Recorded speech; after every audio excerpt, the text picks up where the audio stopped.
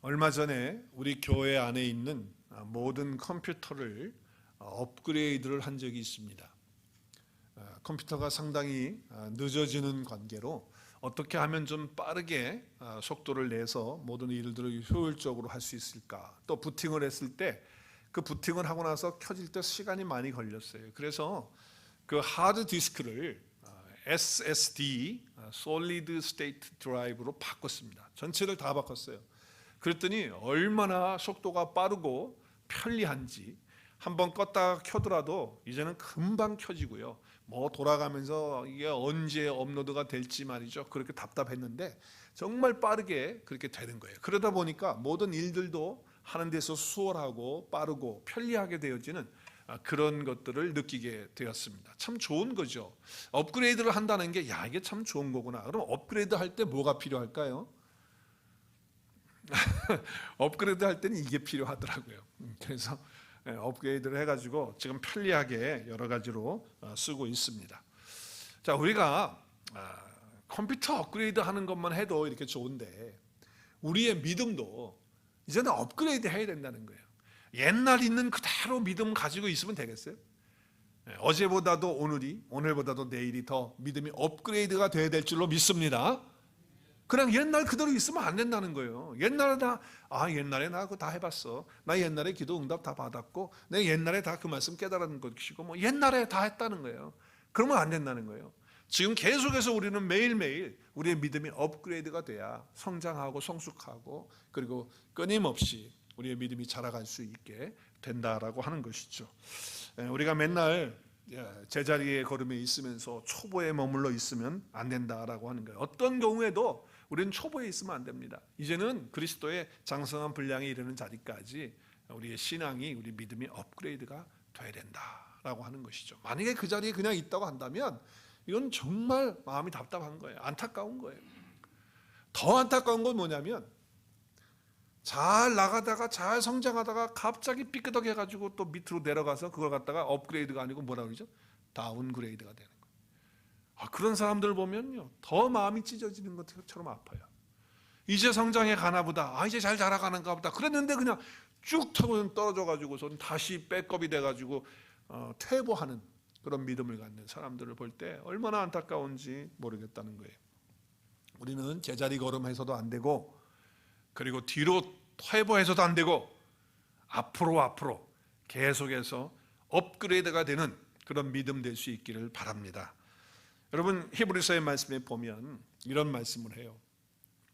5장 12절이죠. 때가 오래되었으므로. 무슨 때가 오래됐다는 겁니까?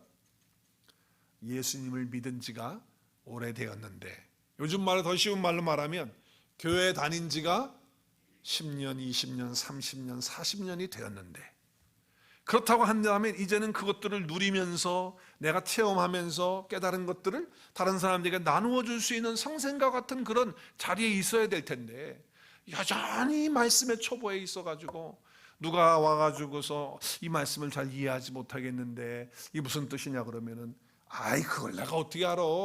목사님한테 가서 물어봐. 그러면 그 사람이 그럴 거 아니야. 당신 교회 다닌 지 얼마야? 나 35년 됐어. 아니 35년 된 사람이 이것도 몰라? 이렇게 되지 않겠어요? 때가 오랜데 아직도 말씀의 초보에 앉아가지고서는 아무것도 이해를 하지 못하고 있다면, 그렇다고 한다면 어떻게 돼요? 안 되는 거예요.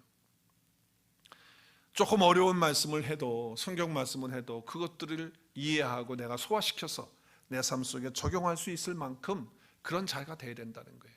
조금 힘든 말씀하면 오늘 너무 힘들다, 말씀이 어렵다, 그리고 복음적인 메시지를 하면은 그게 잘 먹혀 들어가지가 않는 거예요.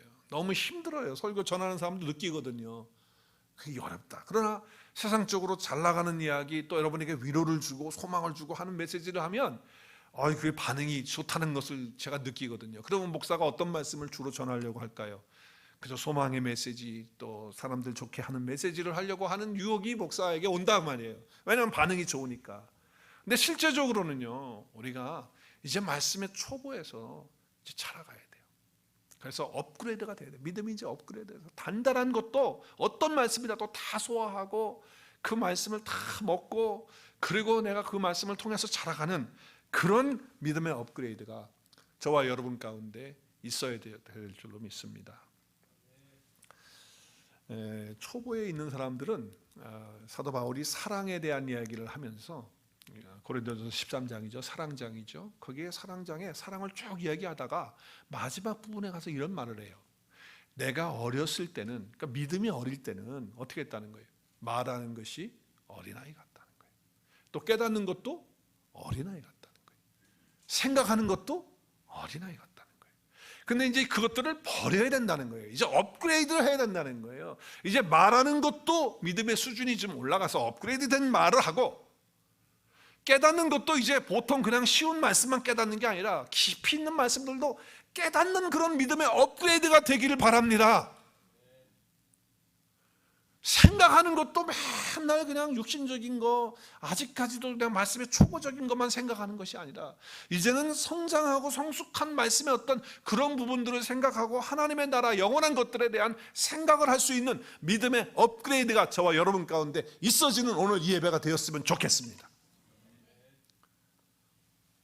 사도 바울은요, 지금 본인의 삶을 비춰보면서 또 고린도 교회 성도들을 향해서 업그레이드가 되지 않으면 안 된다는 거예요. 이제는 믿음이 성장하고 거기에 머물러 있으면 안 된다는 거예요. 거기에 머물러 있기만 하면 안 되지만 다시 백업을 해가지고서 퇴보하는 그런 자리가 되면 어떻게 되겠느냐라고 하는 경고의 말씀을 주고 있는 거예요. 지금 우리가 읽은 갈라디아서도 마찬가지예요. 여러분, 갈라디아에서는 사도 바울이 복음을 전했어요. 그리고 그들이 복음을 듣고 또 사도 바울이 전하지 않아도 다른 사람이 전해서 듣는 그 복음을 가지고 교회가 세워졌어요. 그래서 복음을 들으니까 얼마나 좋아요. 그 말씀의 초보잖아요. 복음. 너무너무 감격이 있고 기쁜 거예요. 신앙생활을 잘하고 있는 거예요. 바울이 얼마나 흐뭇했겠어요. 그런데 들려오는 소리가 뭐냐면 교회 안에 이상한 사람들이 들어와 가지고 복음이 아닌 다른 이야기를 자꾸 한다는 거예요. 그래서 성도들을 미혹하고 있다는 거예요. 어떻게 미혹을 하느냐? 복음을 누리면서 복음 가운데서 신앙생활이 늘 업그레이드가 돼가지고 그렇게 신앙생활을 해야 되는데 그게 아니고 율법주의자들이 들어와가지고 율법을 지켜야지만 구원을 받고 할례를 받아야지만 너희들이 무엇을 행해야지만 구원이 완전해지는 거지 그렇지 않으면 안 된다라고 하는 이야기를 하니까 사도 바울이 전해줬던 그리고 우리 전해줬던 복음은 그런 게 아니었는데 이분들 얘기 들어보니까 또 그런 것도 그런 것 같네. 그러면서 헷갈리고 있는 거예요. 그래서 믿음이 흔들리는 거예요. 그러니까 몰래 교회에 들어온 사람들이 자꾸 복음이 아닌 다른 복음을 자꾸 전하니까 이것이 헷갈리기 시작하고 흔들리기 시작하는 거예요. 그래서 바울이 그 이야기를 듣고서는 오늘 편지를 하는 거예요. 그러면서 오늘 3장에서 여러분 1절부터 쭉 보면 바울의 그 마음을 금방 읽을 수 있어요. 얼마나 안타까웠으면 이렇게 이야기를 해요. 3장 1절에 보면 3장 1절에 뭐라고 얘기를 합니까? 자, 한번 같이 읽어볼까요? 3장 1절 어리석도다 갈라디아 사람들아. 자, 갈라디아 사람들이 왜 어리석게 됐느냐? 왜 어리석느냐? 예수 그리스도께서 십자가에 못 박히신 것이 너희 눈앞에 환히 보이고 밝히 보이는데 그거 다 잊어버리고 지금 너희들이 왜 다시 율법으로 돌아가고 너희들이 뭘 행해가지고 구원을 얻는 것처럼 자꾸 마음이 흔들리고 있느냐라고 하는 말씀을 하고 있는 거예요. 무슨 말씀이에요? 예수님이 십자가에서 우리 구원을 위해서 다 해주셨다는 거예요.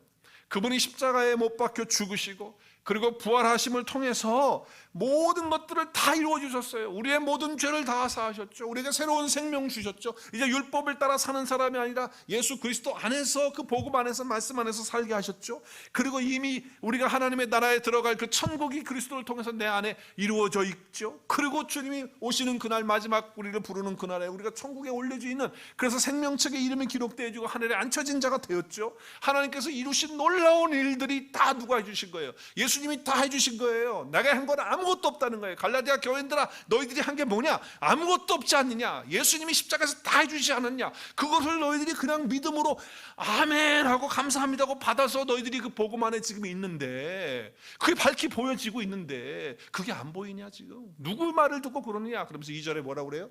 너희가 성령을 받은 것이 율법의 행위로냐? 아니면 듣고 믿음으로냐? 지금 도전을 하고 있는 거예요. 다시 한번 돌아보라는 거예요. 우리가 어떤 행위를 함으로 성령 받는 게 아니잖아요. 무슨 으쌰으쌰 열심히 한다고 해서 성령 받는 게 아니잖아요. 우리가 믿음을 통해서 그리스도가 해놓으신 모든 일들을 감사합니다, 선물로 내가 믿습니다 하고 받아들이는 그 순간에 성령님이 우리 안에서 영원토록 함께 하시면서 이루시는 구원이 이루어진 거 아니냔 말이에요. 그런데 왜 율법으로 다시 돌아가려고 하냐. 그러니까 이게 뭐예요? 믿음이 지금 성장하는 그런 모습으로 가려고 하다가 다시 백업을 해가지고서 어떻게 해요? 퇴보를 해가지고서는 율법으로 돌아가는. 그래서 결론을 3절에서 이렇게 얘기하는 거예요. 우리 3절 말씀 같이 읽겠습니다. 우리 3절 말씀 시작. 너희가 이같이 어디서그냐? 시작. 성령으로 시작하였다가 이제는 육체로 마치겠느냐. 성령의 은혜로 이제 너희들이 구원 받아서 신앙생활 하면서 지금 믿음의 업그레이드를 해나가고 있는 중인데 왜 다시 거꾸로 돌아가려고 하느냐. 너희 육체로 망하는 그런 길을 가려고 하느냐라고 하는 거예요. 그러면서 바울이 오늘 3절 이후에 복음이 무엇이냐 그리고 율법이 뭐냐 라고 하는 것을 다시 정리해서 말씀하시는 것이 오늘 본문, 우리가 읽은 본문의 말씀이에요. 그래서 복음은 이런 거 아니냐, 율법은 이런 거 아니냐, 너희들이 다시 한번 이 복음을 좀 깨닫길 바란다 라고 하면서 권면하면서 오늘 말씀하시는 거예요. 자, 23절 말씀 보겠어요. 우리 읽은 말씀이에요. 그러니까 복음과 율법을 다시 자세하게 설명해 주는 말씀이에요. 그러니까 우리가 오늘 정신 차리고 잘 들어야 되는 거예요. 저는 오늘 우리 성도들이 복음 안에서 사는 그런 은혜 가운데서 신앙생활 하기를, 그런 믿음으로 업그레이드 되기를 저는 간절히 바라고 그렇게 기도하고 있습니다. 우리 온누리교회 그렇게 될 줄로 믿습니다. 업그레이드 되는 거예요. 자, 23절. 믿음이 오기 전에 우리는 율법 아래 어떻게 됐다고요? 매인받았다는 거예요. 자, 그러면 여기 믿음이 오기 전이라는 게 뭐예요? 믿음이 막 왔다 갔다 하는 거예요? 믿음이 온다는 게 무슨 얘기예요? 믿음이 온다. 믿음이 온다라고 하는 것은 바로 그 19절 말씀, 앞에 있는 19절 말씀을 읽으면 답이 나와요. 자, 바로 이 19절에 보면 율법은 무엇을 위해서 있습니까? 쉬운 성경에 설명을 하고 있어요. 율법을 사람에게 주신 목적이 있다는 거예요. 왜 주셨느냐? 왜 주셨죠? 하나님께서 약속하신 아브라함의 특별한 자손이 오실 때까지, 그 특별한 자손이 누구십니까? 예수 그리스도가 오실 때까지 죄가 무엇인지 어떻게 하려고요? 밝히기 위해서. 죄가 예수 그리스도를 믿지 않는 것이, 하나님을 믿지 않는 것이 죄라는 사실을 밝히고, 그리고 죄의 뿌리가 어디서부터 시작했고 죄가 무엇인지를 밝혀주기 위해서 뭐가 필요했다? 율법이 필요했다. 그래서 내가 이 율법을 통해서 죄일이라는 사실을 깨닫고 이 죄 문제를 그러면 어떻게 해결하지? 내가 이 죄 문제를 해결할 수 없는데 그러면 누구한테 어떻게 해결을 받을 수 있지?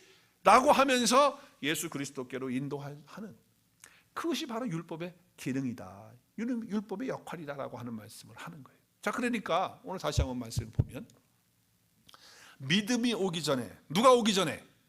예수 그리스도가 오기 전에. 그러니까 이건 시대적으로 예수님이 오신 것도 말을 하는 거지만 실제적으로 우리의 삶에 적용하면 내 삶 속에 내 안에 예수님이 오시기 전에는 내 개인적인 삶에도 마찬가지예요. 내 개인적인 삶에도 예수님이 오시기 전에는, 예수님의 그 믿음이 나에게 오기 전에는 어떻게 됐느냐? 다 율법 아래 매인받았다는 게 뭐예요? 율법 아래 보면 우리는 다 죄인인 거예요. 다 정죄받은 거예요. 다 심판 가운데 있고 정죄 가운데 있는 거예요. 그래서 그 믿음의 때까지, 그리스도의 믿음이 내 안에 올 때까지 다 그 죄 가운데, 그 정죄 가운데, 그 율법 가운데 갇혀져 있는 그런 존재들이었다는 거예요. 그러니까 율법이 뭐냐? 율법은 바로 그 그리스도에게로 인도하기 위해서 하나님이 율법을 주셨다. 죄를 깨닫게 해서 예수 그리스도 앞에 나오게 하려고, 그렇게 하기 위해서 율법을 주신 것이 아니냐. 율법을 통해서 구원 얻는 것이 아니고 구원자 되시는 그리스도 예수에게로 인도하기 위해서 율법이 주어진 거 아니냐라고 하는 말씀을 지금 하고 있는 거예요. 자, 그래서 24절에 보면 바로 설명을 해요. 24절에, 자, 한번 24절 시작. 이같이 율법이 우리를 그리스도에게로 어떻게 해요?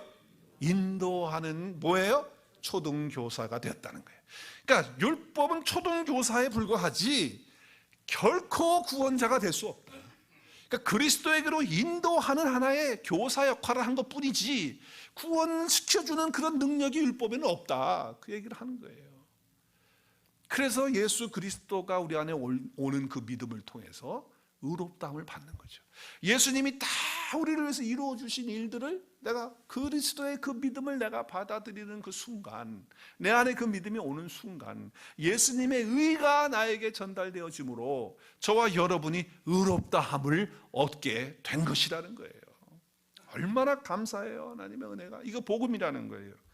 자, 그런데 여기 믿음이 오기까지, 예수님 오기까지 필요한 것이 뭐였냐면 바로 초등교사가 필요했다라고 하는 거예요. 자, 이 초등교사라고 하는 단어를 여기 NIV 성경인데요, 밑에 NIV 성경에 보면은 in charge to lead us to Christ 그랬어요. 그래서 in charge로, 담당하는 자로, 그러니까 그리스도에게로 인도하는 일을 담당하는 그런 자라고 하는 거예요. 교사라는 말이 있지도 않아요, 그죠? 없죠, 지금. NIV 성경 보면 없잖아요. 그래서 제가 영어 성경 내가 가지고 있는 번역본 다 보고, 그리고 한국말 성경 번역본 다 찾아봤어요. 찾아보니까 이렇게 돼 있어요. 현대인의 성경에는 가정교사로 그렇게 되어져 있고요.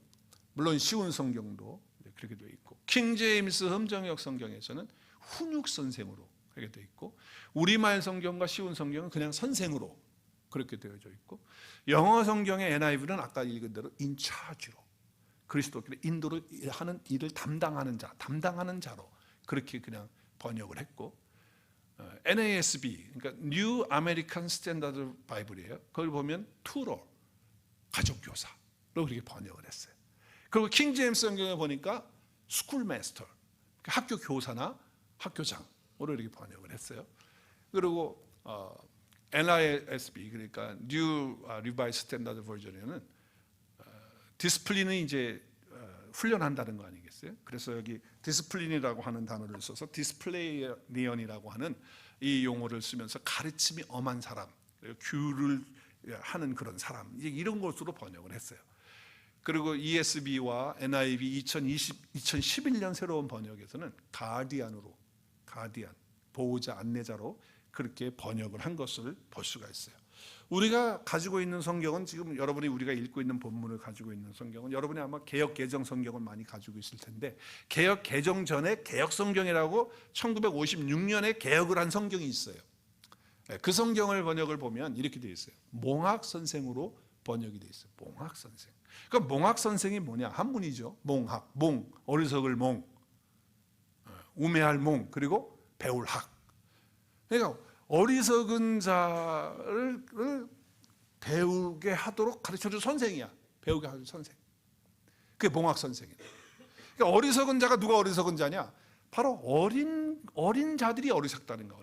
우리 어린 아이들이 어리석잖아요. 그래서 유괴도 당하고 속아 넘어가기도 하고, 어리니까 몰라가지고. 그러니까 어린 자들을, 그러니까 어리석은 자들을 배우게 하는 이제 그것이다라고 하는 거예요. 자, 그래서 헬라어를 찾아보니까 헬라어에는 파이다고고스라고 하는 단어였어요. 이게 몽학 선생 안내자라는 그런 뜻인데, 이 단어는 두 개의 합성어예요. 파이스, 어린아이, 아고, 인도하다. 그러니까 어린아이를 인도하는 거예요. 어린아이가 다 어리숙하고 어리석잖아요. 어리석은 자를 인도한다라고 하는 거기에서 유래된 단어란 말이에요. 파이다고고스라고 하는 단어인데, 이것이 이제 몽학 선생인데, 이거는요, 그 당시에 사도 바울이 성경을 기록할 당시에 그 시대의 문화를 이해를 해야 이 단어를 알 수가 있어요. 이게 뭐냐면, 그 당시에 노예들이 참 많았는데, 그냥 웬만큼 사는 사람들은 다 노예를 데리고 있었어요. 노예가 우리 그 시대에는 국민의 3분의 2가 노예였다고 그렇게 알려지고 있잖아요. 근데 노예가 많았는데, 그 노예들이 이제 그 주인 집에 와서 생활을 할 때, 주인이 아들이 있단 말이에요. 주인이 아들이 있어요. 주인이 아들이 있는데, 주인 아들을 학교 들어갈 때까지, 그러니까 정식으로 배울 수 있는 학교에 들어갈 때 그 전까지 이 노예인, 이 자기가 부리고 있는 이 종에게 자기 아들을 가르칠 수 있는 권한을 주는 거예요. 언제까지 준다고요? 언제까지? 학교에 들어가기 전까지만 딱 할 수 있는 권한이 주어지는 거예요. 그래서 학교 딱 들어가면 몽학 선생은 더 이상 아이를 가르칠 수가 없는 거예요. 그 노예의 신분으로서 더 이상 그 주인의 아들을 가르치거나 어떻게 인도하는 그런 역할을 더 이상 하지 못하는 거예요. 이제는 학교에 가서 하도록 그렇게 되어진 거예요. 그러니까 지금 사도 바울은 이 파이라고고스라고 하는 단어를 생각하고 있는 거예요. 율법이라는 게 뭐냐? 우리가 그리스도를 만나기 전까지 그리스도의 말씀 안에 들어가는, 그 그리스도 안에 들어가는 그 믿음을 가질 때까지만 이게 필요한 거지. 그 이후로는 이제는 이 몽학선생이라는 거에 우리가 지배를 받고 인도를 받을 필요가 없다 라고 하는 그 개념을 가지고 지금 이 단어를 쓰고 있는 거예요.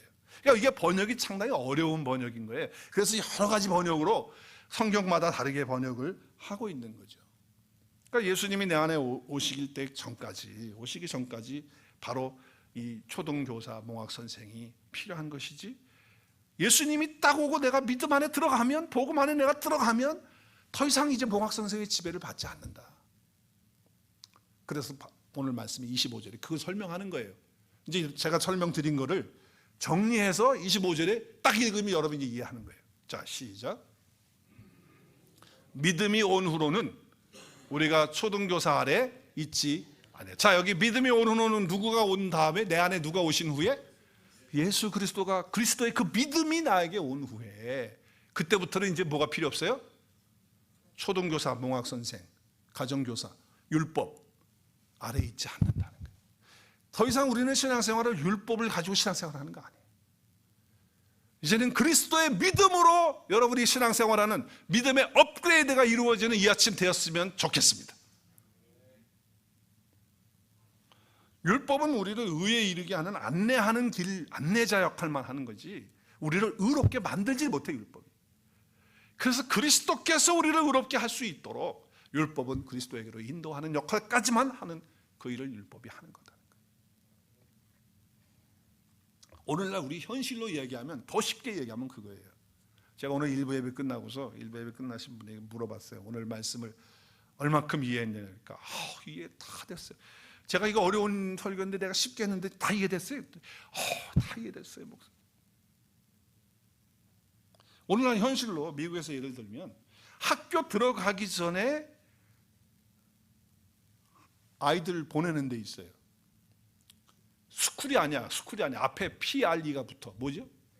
프리스쿨이 붙어. 프리스쿨이 뭐예요? 학교 가기 전 단계에서 학교 가기 준비시키는 과정이란 말이에요. 학교는 아니야. 아직 학교는 아니야. 그러니까 학교 가기 전까지, 학교 딱 들어가면 프리스쿨 가요, 안 가? 이제 끝난 거예요. 그러니까 학교 갈 때까지만 필요한 거라는 거예요. 이제는 좀 더 이해가 됐나요?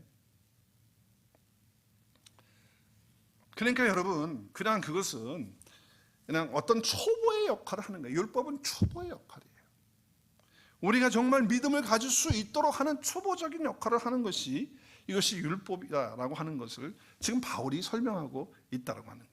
그러니까 율법은 신앙의 본질에 도달하기 위해서 예비 단계일 뿐이지, 그거를 통해서 우리가 구원을 얻는다든지 그것이 우리를 새롭게 할 수는 없다라고 하는 말씀을 하는 거예요. 자, 그러니까 이제 복음으로 시작해서 그 믿음이 업그레이드가 돼야 되는데, 지금 갈라디아 교회 성도들은 어떻게 되는 거예요?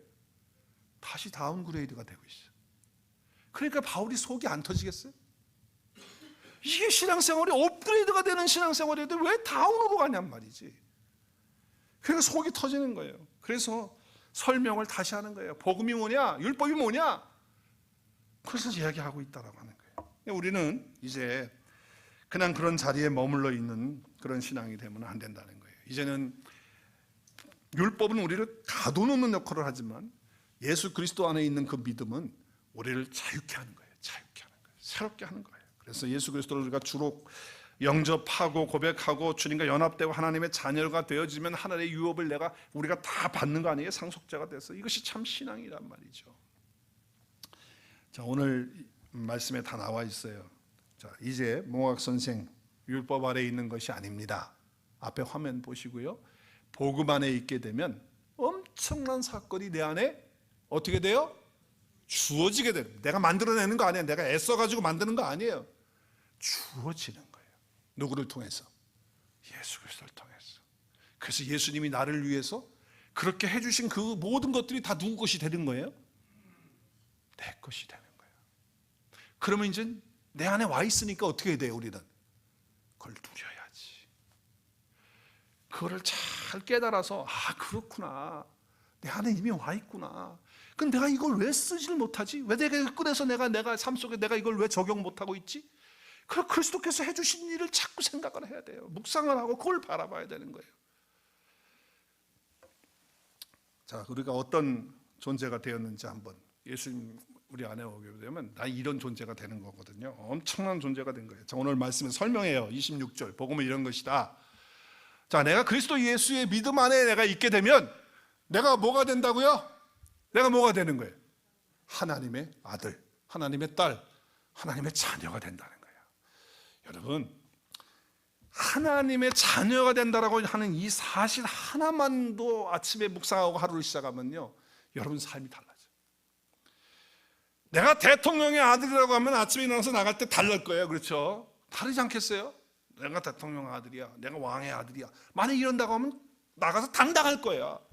우리의 삶이 아무리 권고하고 힘들고 어렵다 할지라도 내가 오늘 아침에 나는 하나님의 자녀다, 내가 그리스도 예수 안에서 율법으로는 그렇게 하지 못했지만 내가 그리스도의 그 믿음을 내가 받는 순간 나는 그리스도 예수 안에서 하나님의 아들이 되고 딸이 되고 자녀가 되었다고 하는 것으로 묵상하면서 하루를 시작하면 당당하게 여러분의 삶을 헤쳐나가면서 승리하면서 감사하면서 찬양하면서 살 수 있으리라 믿습니다. 여러분, 그거예요. 바로 예수님이 나를 위해서 이루어주신 일을 내가 어떤 존재가 되었느냐라고 하는 거예요. 두 번째는요, 우리가 침례 세례를 받을 때 그리스도와 연합됐다는 거예요. 그리스도와 내가 함께 죽고 그리스도와 함께 내가 살아서 이제는 내가 산 것이 아니라 내 안에 그리스도께서 사신 것이다. 그래서 내가 내 옷을 입고 사는 게 아니고 이제 그리스도의 옷을 입고 사는 사람이 됐다라고 하는 거예요. 그러니까 내가 예수님과 연합되었다라고 하는 이 사실만 묵상하고 한번 순간순간 살아보세요. 예수님이 내 안에 계시지, 나와 함께 계시지. 순간순간 운전하다가도 일하다가도 또 짜증나는 일이 있을 때 예수님이 내 안에 함께 계시지 라고 하는 것만 확인된다고 내가 그런 존재가 되었다, 내가 복음 안에서 이렇게 산다고 하면 여러분의 삶이 어떻겠어요? 기쁘죠, 감사하죠, 평안이 있죠. 여러분, 그리스도의 옷을 입었다는 것은 그리스도의 사람이 되었다는 거 아니겠어요? 여러분, 경찰관이요, 경찰 제복을 딱 입는 순간 그 위험이 달라져요. 경찰 옷 딱 벗으면요 아무것도 아닌 사람이 되는 거예요. 근데 그 제복을 딱 입고 배지 딱 달고 딱 쓰면요 그 사람은 그 역할을 하는 사람으로 딱 되어지는 거거든요. 우리가 그리스도의 옷을 딱 입는 순간 우리는 뭐예요? 그리스도의 모습이 딱 세워지는 사람이 되는 거예요. 왜? 내가 그리스도와 연합이 되었기 때문에. 이것이 바로 그리스도 안에서 그리스도께서 이루어주신 일이에요. 율법으로 될 일이 아니라는 거예요. 복음 안에서 그리스도의 믿음이 나에게 왔을 때 이와 같은 존재가 내가 됐다라고 하는 사실이라는 거예요. 세 번째는, 오늘 계속 말씀이 그 설명을 하는 거예요, 바울이. 자, 세 번째는 우리 모두가 다 이제 그리스도 예수는 한 몸을 이루었다, 하나 됐다는 거예요. 뭐 피부색깔 아무 관계 없고요, 인종 관계 없고요, 남자 여자 그 당시에 종이 많았는데 노예나 주인이나 자유자나 다 관계 없어요. 이제는 그리스도 예수는 한 몸이 된 거예요. 자, 그럼 우리가 신앙생활하면서 우리 성도들끼리 어떻게 했어요? 누가 좀 미워, 마음에 안 들어, 저 인간 때문에 내가 교회를 옮겨야 될지도 모르겠다, 이런 마음이 들어. 그럴 때 어떻게 돼요? 내가 그리스도 예수 안에서 어떤 사람이 됐지? 저 사람이나 나나 성격이 다르고 좀 스타일이 다르다 할지라도 우리가 그리스도에서 다 하나지. 그렇지. 그러면서 어떻게 돼요? 그런 마음이 들 때 그 영혼을 위해서, 그 사람을 위해서 중보하면서 기도할 수 있는 그런 자가 되는 거 아니겠냔 말이에요. 그리고 하나님 나에게 긍휼의 마음을 허락해달라고 주 앞에 엎드리고 기도하는 자가 되는 거예요. 부부간의 관계도 마찬가지예요. 갈등이 있고 어려워요, 힘들어요. 그럴 때 바로 우리가 부부가 한 몸이 됐다, 그리스도 예수 안에서. 저 인간하고 나하고는 완전히 달라, 스타일이 달라, 틀려. 그렇지만 내가 하나 되었다고 하는 거예요. 그래서 부부간의 아름다운 삶이 되지 않겠나 하는 거예요. 네 번째는 우리는 하나, 그리스도에서 하나 됐다, 한 몸 됐다라고 하는 것이고, 네 번째는 내가 그리스도의 것이 됐다는 거예요. 이제는 그리스도의 것이 됐어. 그래서 영적으로 아브라함의 자손이 됐으니까 아브라함에게 약속하신 그 모든 복이 누구의 것이 된 거예요? 내 거 된 거예요. 이미 내 안에 다 와 있다.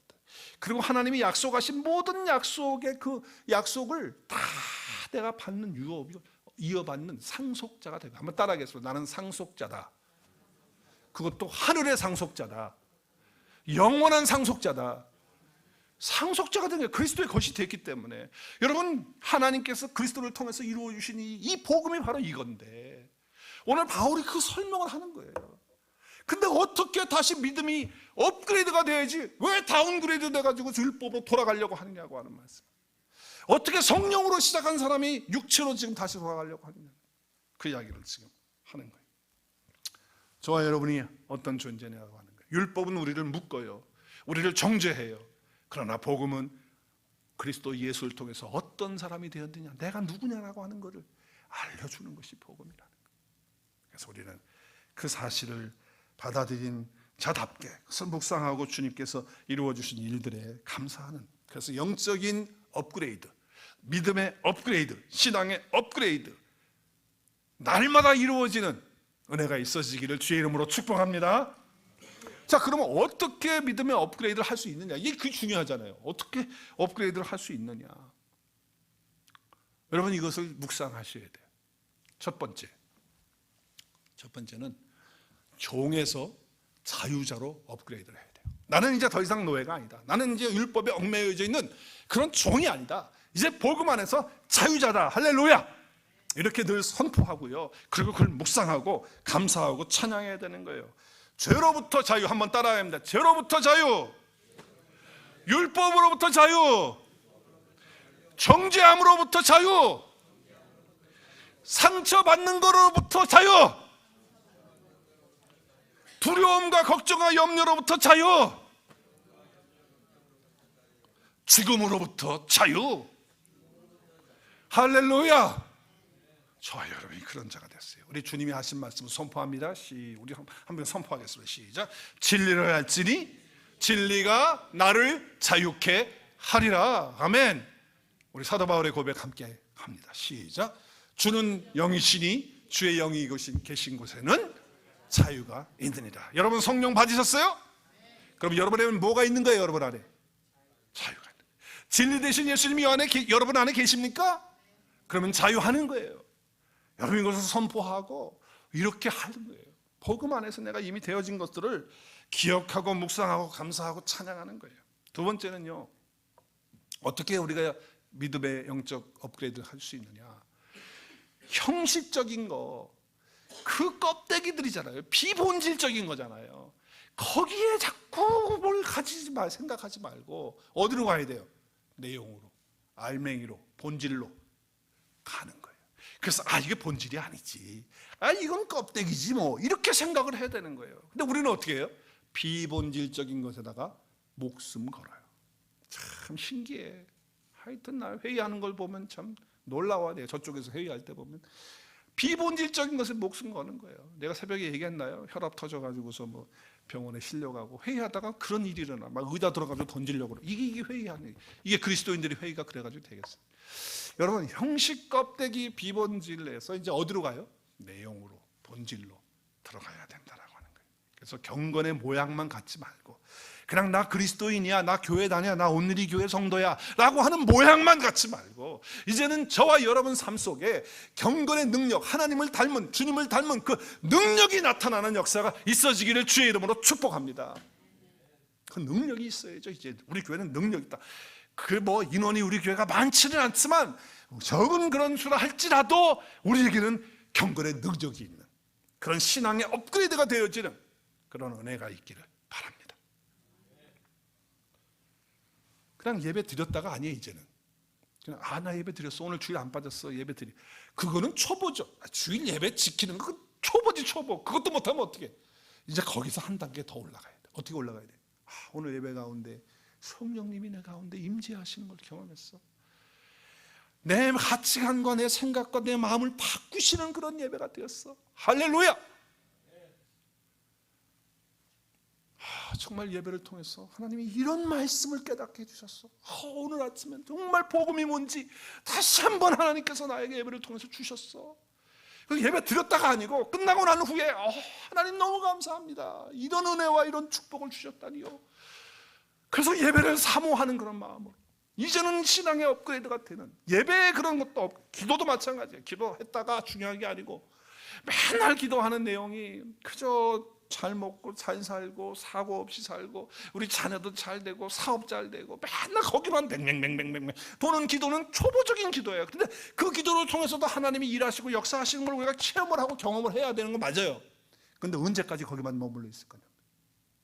이제는 정말 하나님의 그 놀라우신 그 능력이 어떠한 것인지, 지혜와 계시의 영을 통해서 하나님의 말씀과 뜻이 어떠한 것인지 하는 것들 놓고 기도하고, 나의 부르심의 그 소망이 뭔지 그걸 놓고 좀 기도하고, 그 하나님의 크신 권능의 역사가 어떠한 것인지 하나님 나도 알게 해주십시오.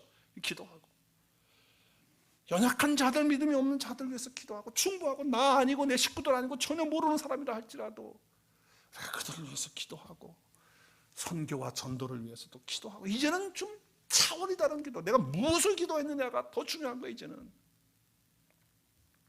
형식이 아니라 내용으로 가는 거예요. 자, 세 번째는요, 영적 업그레이드를 할 수 있는 게 뭐냐, 머리에서, 지식에서 가슴으로, 체험으로 가는 것이 있어야 돼요. 성경 말씀을 지식으로만 듣고 설교를 머리로만, 귀로만 들으면요, 이거 안 되는 거예요. 이제는 그거 끝나야 돼. 이제는 그거 끝내고, 목사인 나부터 끝내고, 여러분도 그거 다 끝내고, 이제는 어떻게 업그레이드 하자는 거예요. 업그레이드 어떻게 하는 거예요? 우리의 가슴, 어떤 분이 그러더라고요. 이 머리에서 가슴 길이가 제일 긴 거라는 거예요. 너무 어렵다는 거예요. 머리에 있는 게 가슴을 내려가는 거예요. 여러분, 이제 우리 신앙의 믿음의 업그레이드 하십시다. 어떻게 할까요? 우리가 알고 있는 지식의 말씀들이 체험으로 오는, 경험적으로 정말 하나님의 말씀이 정말 이렇구나, 정말 신앙생활이라는 게 복음으로 산다는 게 이런 거구나 라고 하는 거를 경험적으로, 체험적으로 아는 신앙의 업그레이드가 있어지기를 주의 이름으로 축복합니다. 요한은 이렇게 얘기해요. 생명의 말씀은 태초부터 있는 말씀이었는데 우리가 들었다는 거예요. 눈으로 봤다는 거예요. 자세히 봤다는 거예요. 그리고 어떻게 했다고요? 저는 여기서 정말 여기서 은혜를 받아요. 우리의 손으로 어떻게 해요? 반집하라. 아주 그냥 생생하게 체험한다는 거예요. 경험한다는 거예요. 그 말씀이 경험이 되도록 하자는 거예요. 이제는 우리의 신앙이 업그레이드 되자는 거예요. 하나님이 원하시는 건 그거라는 거죠. 많은 숫자가 우리 교회에 모이는 것도 중요하지만 우리 자신 각자가 정말 믿음이 이제는 업그레이드가 돼서 지식에만 머물러 있는, 머리에만 머물러 있는 신앙이 아니라 이제는 정말 우리의 삶의 변화와 삶의 경험과 체험이 이루어지는 그런 놀라운 역사가 있을 수 있도록 가슴으로 가는 그런 은혜가 있도록 하자는 것입니다. 네 번째는요, 사람에게서, 자신에게서 하나님에게라고 하는 거예요. 우리의 중심이 전부 자기에게 와 있어요. 사람에게 다 와 있어. 사람 눈치 보고 자기 자신에게 다 와 있기 때문에 누가 조금 자기 자존심 상하게 건들면 뭐 다 집어치는 거 아니에요. 우리가 너무나도 우리 너무 그걸 많이 보고 있어요. 정말 많이 보고 있어. 아니 어떻게 저럴 수가 있을까? 우리는 업그레이드 해야 돼요. 이제는 하나님 한 분으로, 하나님이 중심이 되는 그런 신앙생활이 돼야 돼요. 중심이 옮겨지는. 그래서 힘들고 섭섭한 마음이 있다가도 아유 저 인간 하는 그런 마음 있다 할지라도 하나님이 사랑하는 영혼인데 그렇지 나도 사랑해야지 하는 그런 마음으로 이제는 하나님 중심으로 업그레이드. 마지막 한번 같이 읽겠습니다. 시작. 육적인 데서 영적인 데로 업그레이드를 해야 됩니다. 여러분 우리는요 믿음의 업그레이드 가운데 어떻게 보면 가장 중요한 것 중에 하나일지도 모르겠어요.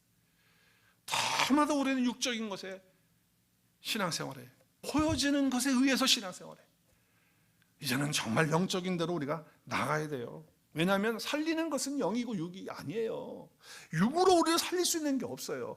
하나님께서 우리를 새롭게 하셨죠. 그리스도 예수 안에서 새로운 피조물로 만들었죠. 그래서 우리 영이 구원받았죠. 그러나 우리 육은 아직도 어떻게 해요? 아직도 연약하거든요. 그래서 구습, 옛날 것들 자꾸 따라가려고 그래요. 우리가 그렇게 성향이 있단 말이에요. 그렇기 때문에 우리는 어떻게 해야 돼요? 영이요 생명이신 그 말씀이 우리 가운데 새겨지고 심겨지는 그런 역사가 있어야 된다는 거예요. 그래서 이제는 육으로 신앙생활하지 말고 나의 오감으로, 나의 느낌으로, 나의 생각으로 이제 신앙생활하는 그런 단계에서 이제는 업그레이드가 돼가지고 영으로 신앙생활하는 저 여러분 될 수 있기를 바랍니다. 살리는 것은 영이에요. 육은 무익하다. 내가 너에게 이른 말이 영이요 생명이라고 말하고 있습니다. 자, 우리 항상 깨어 있으면서 5가지 제가 말씀드렸어요. 종에서, 노예에서, 묶여 있는 것에서 어떻게 해요? 자유자로. 내가 이제 그 믿음의 업그레이드를 하는 거예요. 선포하는 거예요. 형식적인 거, 껍데기적인 거, 비본질적인 거, 이제 거기에서 좀 벗어나서 이제는 본질적인 내용을 가지고 이제 한 단계 올라서는 믿음을 갖는 그런 역사가 있기를 바라고, 내 머리에서 이제 가슴으로, 내 지식이 아니라 이제 지식에만 머물러 있는 게 아니라 이제 그것이 실제적으로 내 삶 속에서 경험되어지고 체험되어지는 것으로, 사람에게서, 나 중심에게서 이제 거기서 중심이 하나님에게로 옮겨지는, 하나님에게로 중심이 옮겨지는, 업그레이드되어지는 그런 신앙생활. 그리고 마지막에 시작, 6에서 0으로 신앙생활하는, 느낌과 감정과 내 생각으로 보여지는 것에 따라서 하는 것이 아니라 보이지 않는 영원한 하나님의 말씀으로 그 나라의 것을 바라보면서 우리가 신앙생활에서 우리 모두가 다 믿음으로 업그레이드가 날마다 되어지는 그런 역사가 있어지기를 주 예수 그리스도의 이름으로 축복합니다. 우리 함께 기도하겠습니다.